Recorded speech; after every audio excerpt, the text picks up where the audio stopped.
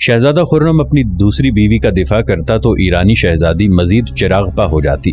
मेरे सामने उसकी कोई हैसियत नहीं। मेरा ताल्लुक शाहों के खानदान से है और अर्जुमंद के बुजुर्ग शाही खानदान के मुलाजिम थे, इसलिए तुम्हें दोनों के दरमियान वाज़े फ़र्क रखना होगा। शहजादा खुर्रम ने बहुत चाहा कि उसके अज़दवाजी ताल्लुकात बिगड़ने से बच जाएं, लेकिन जब ईरानी शहजादी ने अपना रवैया तब्दील नहीं किया तो शहजादा खुर्रम भी खामोश न रह सका। अगर अर्जुमंद किसी नीच खानदान की लड़की होती तब भी उसे अव्वलियत का दर्जा हासिल होता, इसलिए कि वो मेरी पहली मोहब्बत है। शदीद गुस्से में होने के बावजूद खुर्रम का लहजा बहुत शाइस्ता हो गया। जो अर्जुमंद से मोहब्बत करेगा मैं उससे मोहब्बत करूंगा, और जिसे अर्जुमंद से नफरत होगी वो मेरी नजरों से भी गिर जाएगा। ईरानी शहजादी एक तंग दिल औरत थी। वो अर्जुमंद बानो की हैसियत को तस्लीम नहीं कर सकी और शहजादे खुर्रम से दूर होती चली गई। अर्जुमंद बानो ने इस मौके पर भी आला ज़र्फ़ी का मुजाहिरा किया और अपने शौहर को समझाते हुए कहा कि आखिर वो आपकी बीवी हैं, उनकी कोताहियों को नज़रअंदाज कर दीजिए। ये उसकी फितरत है कि एक औरत दूसरी औरत के वजूद को बर्दाश्त नहीं कर सकती, और तुम भी तो एक औरत हो, फिर तुम मुझसे हसद क्यों नहीं करती? शहजादे खुर्रम ने अर्जुमंद से पूछा। साहिब आलम, मेरी बात छोड़ दीजिए। अर्जुमंद बेख्तियार होकर खुर्रम के शाने पर सर रख देती। मैं सिर्फ आप ही से नहीं, आपके तमाम हवालों से भी मोहब्बत करती हूँ। ईरानी शहजादी आपकी शरीके हयात है, इसलिए मुझे उनसे भी मोहब्बत है। अर्जुमंद का जवाब सुनकर शहजादा खुर्रम के चेहरे पर अजीब सी सरशारी का रंग उभर आता और वो इंतहाई वारफ्तगी के आलम में बोल उठता। मुझे तुम पर फख्र है अर्जुमंद, तुम्हारे बगैर मेरी जिंदगी किस कदर नामुकम्मल थी, आज इसका एहसास हो रहा है। अर्जुमंद ये सुनकर शर्मा जाती और उसका चेहरा शफक रंग हो जाता। शादी के तकरीबन 1 साल बाद शहजादा खुर्रम ने अपने दोस्त सिकंदर मिर्जा को तन्हाई में मुखातिब करते हुए कहा, सिकंदर, हमारा ख्याल है कि अब तुम भी शादी कर लो। कब तक ये खुश्क और तन्हा जिंदगी बसर करोगे? सिकंदर मिर्जा ने अपने गिर्द बिखरी हुई किताबों पर नजर डाली और चंद लम्हों के लिए तसव्वुरात की दुनिया में खो गया। सिकंदर मिर्जा इस दुनिया में एक तन्हा इंसान था। उसके माँ बाप बचपन में इंतकाल कर चुके थे। वो इसी मकतब में पढ़ता था जिसमें शहजादा खुर्रम ने इब्तदाई तालीम हासिल की थी। खुर्रम को सिकंदर मिर्जा से बहुत मोहब्बत थी। माँ बाप के इंतकाल के बाद खुर्रम उसे महल में ले आया और सिकंदर मिर्जा की तरबियत इस तरह होने लगी जैसे वो खुद भी शहजादा हो। जहांगीर ने बेटे की सिफारिश पर सिकंदर मिर्जा के लिए बेहतरीन अतालीक मुकर्रर किए थे। अगरचे सिकंदर मिर्जा की शाही खानदान से दूर की रिश्तेदारी भी थी, लेकिन वो शहजादे खुर्रम को महज अपना दोस्त समझता था। सिकंदर मिर्जा ने छोटी सी उम्र में सियासत और मजहब पर गहरा मुताला किया था। अगर कभी खुर्रम किसी मामले में उलझ जाता तो सिकंदर मिर्जा उसे बड़ी आसानी से हल कर देता। इस तरह सिकंदर मिर्जा शहजादे खुर्रम का दोस्त भी था और मुशीर भी। आज जब शहजादे खुर्रम ने उसकी तन्हाई का जिक्र किया तो सिकंदर मिर्जा कुछ देर के लिए अपने ख्यालात में खोकर रह गया। उसने पीछे मुड़कर शाहराहे हयात पर नजर डाली। जिंदगी की रहगुजर दूर तक खाली थी। क्या सोच रहे हो सिकंदर मिर्जा? शहजादे खुर्रम ने अपने दोस्त को दोबारा मुखातिब किया। सिकंदर मिर्जा चौंक कर शहजादे खुर्रम की तरफ देखने लगा। साहिब आलम, मुझे खुद भी अपनी तन्हाई का शिद्दत से एहसास होता है, मगर अपनी किस्मत को क्या करूं कि अब तक कोई शरीके सफर ही नहीं मिला। बेचैन रूहों की इस दुनिया में एक लड़की पसंद आई थी, मगर वो मेरी तरफ देखने की जहमत भी गवारा नहीं करती। शहजादा खुर्रम ने हैरत ज़दा होकर कहा, कौन है वो लड़की? सिकंदर, उसका नाम तो लो। हम एक दिन उसे मजबूर कर देंगे कि वो तुम्हारी तरफ मुतवज्जे हो जाए। साहिब आलम का इक़्तिदार अपनी जगह, मगर दिलों की सल्तनत को जबर से तस्खीर नहीं किया जा सकता। सिकंदर मिर्जा का लहजा थका थका सा था। बज़ाहिर वो एक मामूली सी लड़की है जो साहिब आलम की नाफरमानी का तसव्वुर भी नहीं कर सकती, मगर दिलों की दुनिया के आदाब निराले होते हैं। दिलों के इक़्तिदार को ताकत से फतह नहीं किया जा सकता। फिर जब सिकंदर मिर्जा ने अर्जुमंद बानो की कनीज मारुफ का नाम लिया तो शहजादा खुर्रम को सकता सा हो गया। सिकंदर मिर्जा, वो लड़की तुम्हारे काबिल नहीं है। कुछ देर बाद शहजादा खुर्रम के होंठों को जुम्बिश हुई। नहीं साहिब आलम, सिकंदर मिर्जा ने अफसरदा सी मुस्कुराहट के साथ कहा, हालात तो ये बताते हैं कि मैं खुद उस लड़की के काबिल नहीं हूँ। मुझे तुम्हारी पसंद और इंतखाब पर शदीद हैरत है सिकंदर। खुर्रम के लहजे में नाखुशगवारी का रंग शामिल था। मैंने पहले ही कह दिया था कि किस्मत मेरे साथ उल्टी चालें चलती है। सिकंदर मिर्जा की मुस्कुराहट का रंग गहरा हो गया था, मगर उससे शिकस्त की झलक नुमाया थी। मैं जानता हूँ कि मारुख एक काम सी कनीज है, मगर दिल को क्या करूँ, वो उसी की तलब रखता है। क्या ये तुम्हारा आखिरी फैसला है? शहजादा खुर्रम ने पूछा। साहिब आलम खूब जानते हैं कि मैं अपने फैसले तब्दील नहीं करता। सिकंदर मिर्जा ने एक एक लफ्ज पर जोर देते हुए कहा, तो मैं अर्जुमंद बानो से मारुख के सिलसिले में बात करूंगा। खुर्रम ने सिकंदर मिर्जा को यकीन दिलाते हुए कहा, मगर उसे दिल से यह रिश्ता पसंद नहीं था। اور جب ارجمند بانو نے اس ذیل میں مارخ سے بات کی تو وہ وفادار کنیز حیران رہ گئی۔ بی بی، میں یہ کیسی عجیب بات سن رہی ہوں، کہاں ایک شاہی خاندان کا فرد اور کہاں یہ غلاموں کی اولاد، دونوں میں کوئی جوڑ، کوئی نسبت ہی نہیں۔ ارجمند بانو نے مارخ کو یقین دلاتے ہوئے کہا، سکندر مرزا تمہیں دل سے پسند کرتے ہیں، مگر میں تو انہیں پسند نہیں کرتی۔ مارخ کے لہجے میں تلخی شامل تھی۔ اگر میں کہوں کہ تم سکندر مرزا سے شادی کر لو، ارجمند بانو نے درمیان میں اپنا حوالہ دیتے ہوئے کہا، میں پھر بھی انکار کر دوں گی۔ مارخ نے پرجوش انداز میں کہا، اگر آقا زادی مجھ سے جان دینے کے لیے کہیں تو میں ایک لمحے کی تاخیر نہیں کروں گی، اور ساری دنیا دیکھ لے گی کہ مارخ ارجمند بانو کے حکم پر ہنستے ہنستے قربان ہو گئی۔ ناظرین، آگے بڑھنے سے پہلے کامنٹ سیکشن میں ہمیں اپنی آراء سے ضرور آگاہ کیجیے گا کہ آپ کو ہماری یہ سیریز کیسی لگ رہی ہے۔ آئندہ آنے والی اقساط سے باخبر رہنے کے لیے ہمارے چینل کو سبسکرائب کر لیں اور ساتھ موجود بیل آئیکن کو ضرور کلک کر لیں۔ شکریہ۔ مارخ کے بگڑے ہوئے تیور دیکھ کر ارجمند بانو سناٹے میں آ گئی۔ بی بی، آپ اس معاملے میں مداخلت نہ کریں، مارخ نے کہا، میں خود سکندر مرزا سے بات کروں گی کہ آخر انہیں ایک کنیز کے ساتھ یہ سنگین مذاق کرنے کی اجازت کس نے دی ہے۔ اور پھر ایک دن تنہائی میں مارخ سکندر مرزا سے ملی۔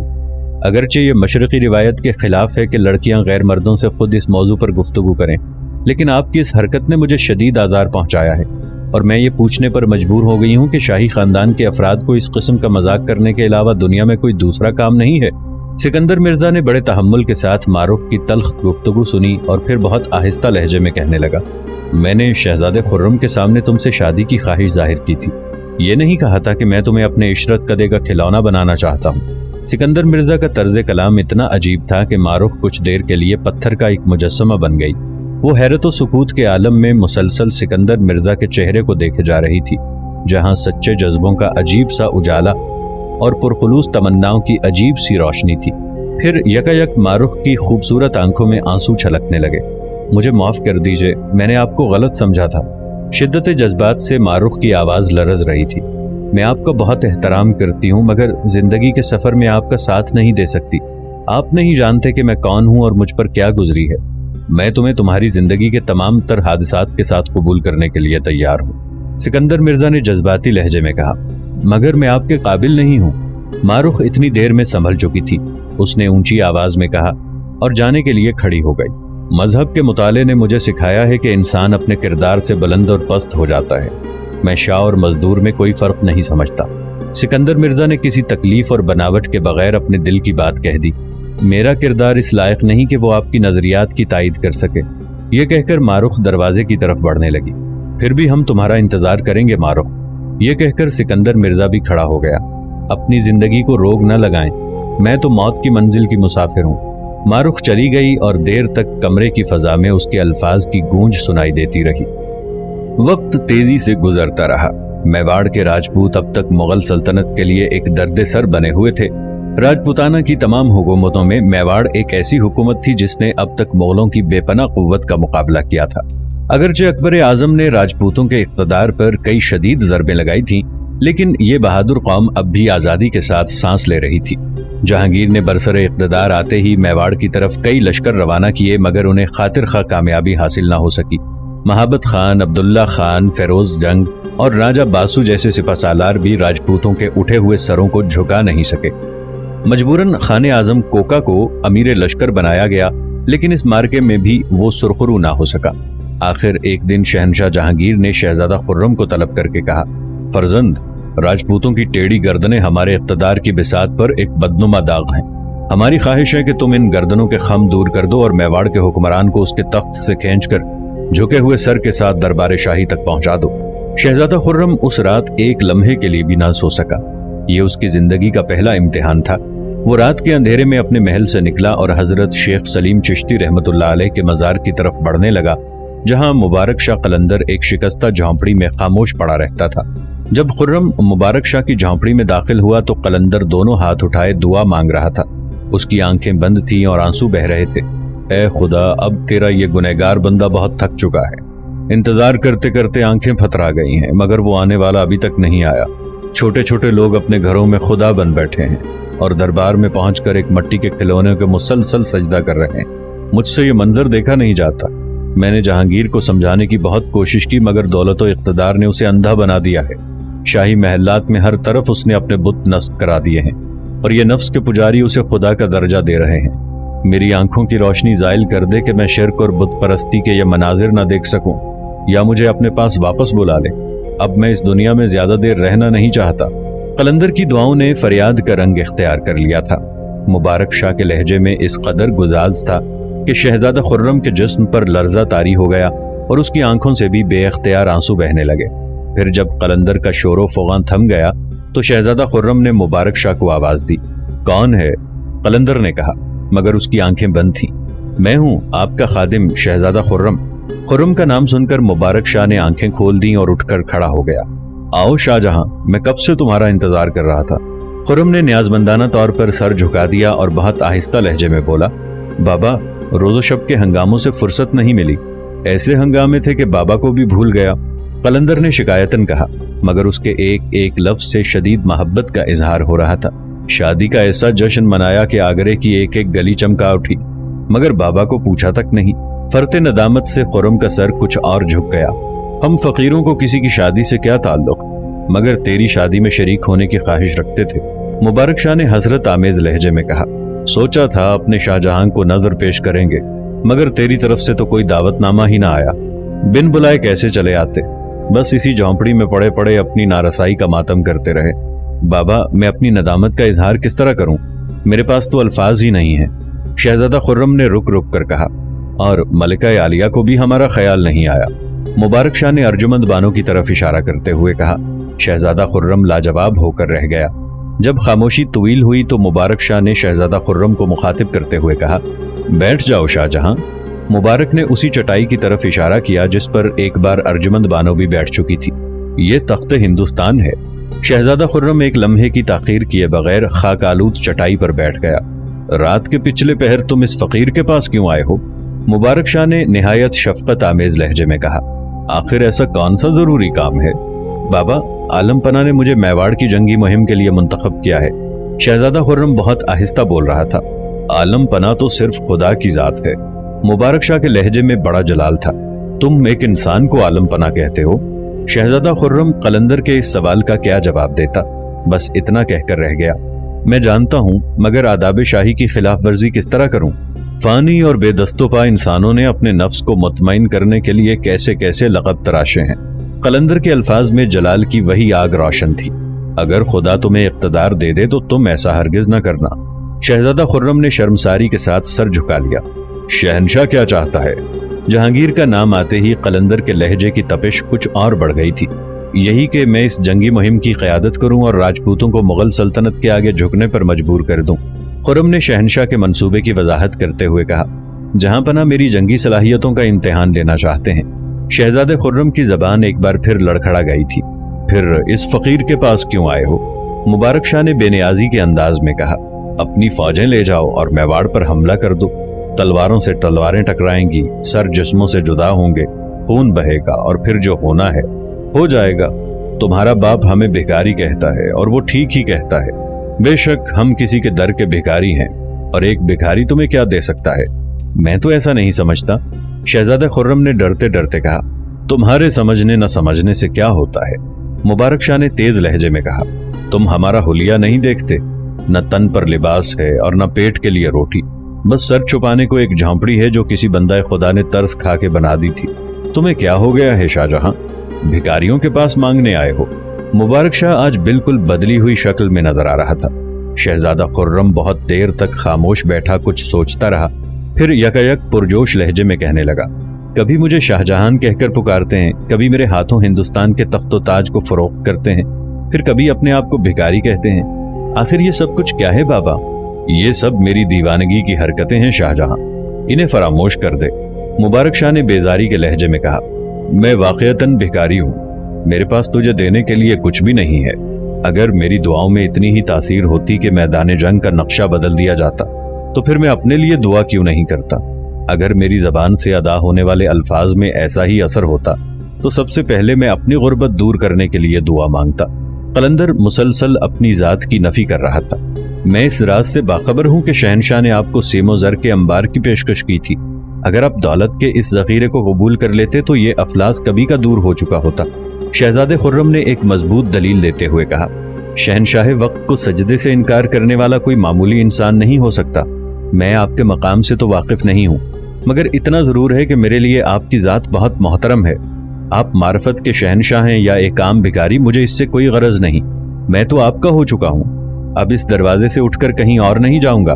शहजादे खुर्रम के लहजे में इस कदर बेसाख्तगी और अपनायत थी कि मुबारक शाह बेकरार हो गया था और उसने अपने मुसल्ले से उठकर खुर्रम को गले से लगा लिया। फिर शहजादे की पेशानी पर तवील बोसा देते हुए बोला, मैं जानता था मेरा शाहजहां यही जवाब देगा। कलंदर की आवाज में बड़ा सोज था और आंखें आंसुओं से लबरेज थीं। तुझे क्या खबर शाहजहां कि तेरे लिए क्या क्या दुआएं करता हूं, मगर मैं तुमसे इसलिए नाराज था कि तुमने मुझे शादी के मौके पर क्यों याद नहीं किया। फिर अपने आप को यह कहकर मुतमईन कर लिया कि मुबारक शाह तू एक भिखारी है, शाहों की तकरीब में तेरा गुजर क्या मानी। शहजादे खुर्रम ने बेकरार होकर कलंदर के हाथों को बोसा देना चाहा, मगर मुबारक शाह ने घबराकर अपने दोनों हाथ खींच लिए। नहीं शाहजहां, अपनी मोहब्बत को बुत परस्ती का रंग न दे। ये बुत परस्ती नहीं बाबा, अकीदत है। शहजादे खुर्रम ने अपने अमल की वजाहत करते हुए कहा, मैं बुत परस्ती का तसव्वुर भी नहीं कर सकता। पहले लोग एक इंसान के हाथ चूमते हैं और फिर एक दिन उसी के कदमों पर अपना सर रख देते हैं। मुबारक शाह ने बुलंद आवाज में कहा, शैतान के बहकाने के अंदाज बड़े पुरफरेब होते हैं। अगर मोहब्बत व अकीदत एतदाल में ना रहे तो बुत परस्ती हो जाती है। शहजादा खुर्रम संभल गया। मुबारक शाह के इस किरदार ने खुर्रम को और भी मुतासिर किया था। बाबा, मेरा खुदा गवाह है कि मसरूफियात के हंगामे में मुझे याद नहीं रहा। खुर्रम मुबारक शाह को अपनी शादी की तकरीब में ना बुलाने का उज़्र पेश कर रहा था। आप तो वो हैं कि मैं आपकी शिरकत पर नाज करता, मगर अपनी बदनसीबी को क्या करूं कि इस सादत से महरूम रहा। नहीं शाहजहां, गुजरी बातों का मलाल न कर, हमने तो बस यूं ही शिकायत कर दी थी। मुबारक शाह ने खुर्रम की कोताही को नजरअंदाज करते हुए कहा, अगर दावतनामा मिल जाता तो कुछ देर के लिए खुश हो जाते कि इस दुनिया में हमारा भी कोई है।